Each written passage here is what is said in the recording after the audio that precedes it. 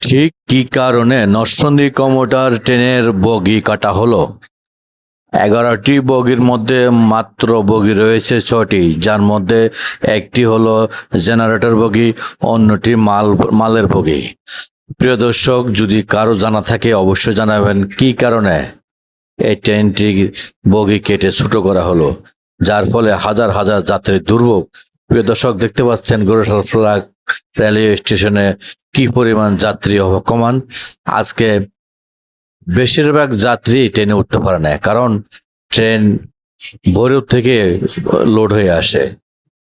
প্রিয় দর্শক, আপনাদের মাধ্যমে যদি কেউ জেনে থাকেন কি কারণে এই নরসিংদী কমুটার ট্রেনটির এই পরিস্থিতি, অবশ্যই কমেন্টের মাধ্যমে জানাবেন।